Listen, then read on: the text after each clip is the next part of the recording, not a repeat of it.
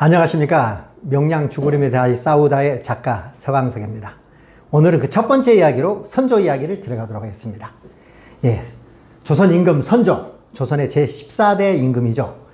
임진왜란과 정유전을 거친 것이 7년 전쟁을 선조 임금 시대에 벌어진 일입니다. 선조 임금 하면 자녀 생산이 무려 25명, 조선 역대 왕 중에 3위입니다.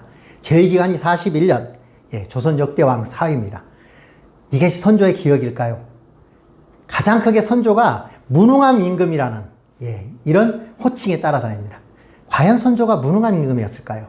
그러면 오늘은 선조 때 잘한 것 한번 세 가지를 한번 찾아보도록 하겠습니다. 참고로 이것은 저의 개인적인 의견임을 미리 밝힙니다. 유능한 신하를 등용했습니다. 선조 때 신하의 유능한 신하는 누굴까요?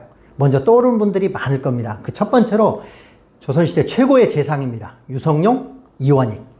여러분 또 오성과 한음으로 유명한 이양복가, 이덕형 등등도 선조 때 신하입니다.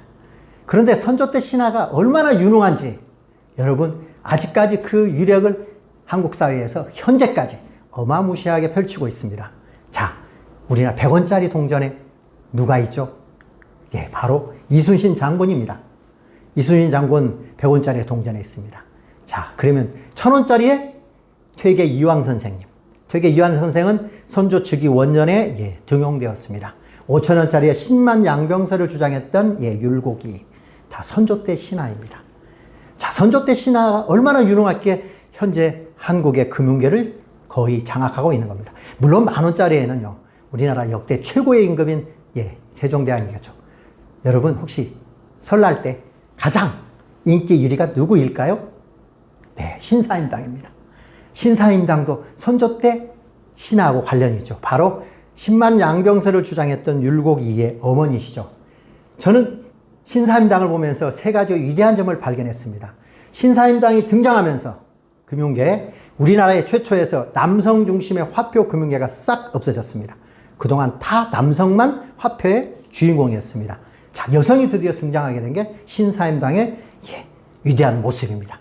두 번째는 그동안 우리나라 모든 화폐는 다 이시천하였습니다. 100원의 이순신, 1000원의 이황, 5000원의 율곡, 신사임당으로부터 드디어 이시천하를 무너뜨린 겁니다. 그래서 이시천하가 아니라 다른 성씨도 우리 화폐에 등장하게 된 겁니다. 세 번째 기가 막힌 일이 있습니다. 신사임당은. 여러분 신사임당이 돌아가신 해를 보실래요? 1551년. 1552년에 선조가 태어납니다. 신사임당께서는 무능한 선조의 꼴을 보기 싫어서 선조가 태어나기 바로 직전해인 1551년에 돌아가십니다. 자, 두 번째요. 선조가 잘한 것 두 번째입니다. 잘 도망간 겁니다. 여러분. 일본은 4월 13일 날 부산으로 조선을 침공했습니다. 그리고 난 다음에 연이어서 부산전, 그 다음날 동래, 그리고 조선 우리 무인 중에 넘버 2, 이 일은 상주에서 대패했습니다. 그 4월 28일 날 충주에서 정규군 8,000명, 조선 최고의 명장 신립이 전멸했습니다. 그러자 이틀 뒤 선조는 한양을 출발합니다. 새벽 백성들의 울부짖음을 뒤로 한 채 서울을 도망갑니다. 그리고 서울이 함락된 불과 4일 뒤에 평양에 도착합니다. 선조는 잘 도망간 겁니다. 만약에 선조가 도망가지 않았으면 어떻게 됐을까요? 여러분, 포로라 됐거나 또는 사망했을 수도 있습니다. 그러면 더 큰 조선의 혼란이 초래했을 것입니다. 일본군들은 한양을 무혈로 점령하자마자 바로 멘붕에 빠졌습니다. 일본의 전국시대에서는 도망이라는 것이 두 글자가 없습니다. 성을 포위하면 성주들은 기본적으로 항복하거나 할복해서 자결하였습니다. 그런데 그들의 사전에 없던 도망? 선조는 도망을 가버린 겁니다. 자, 그런데 잡히지 않고 사망하지 않고 도망간 것은 저희 조선에 있어서는, 우리나라에 있어서는 참 잘한 일이라고 봅니다. 선조가 잘한 것 세 번째입니다. 이순신 장군을 죽이지 않았습니다. 여러분, 구국의 명장입니다. 구국의 명장을 구속시키는 것 자체가 어이없는 일이지만 구속시키고 난 다음에 선조는 선조실록에 나와 있습니다. 신하로서 임금을 속이는 자는 반드시 죽이고 용서하지 말아야 한다. 이제 끝까지 고문하여 그 내막을 밝혀내요. 여러분 1차 고문까지도 진행했습니다. 2차 고문하면 죽게 됩니다. 조선의 명장을 구한 사람들은 신하들입니다. 이원익 포함 정탁들이 이순신은 명장이니 목숨만은 살려줘서 공을 세워 죄를 씻게 해야 한다 해서 죽이지 않고 한 차례 고문 끝에 백의종군을 보낸 겁니다.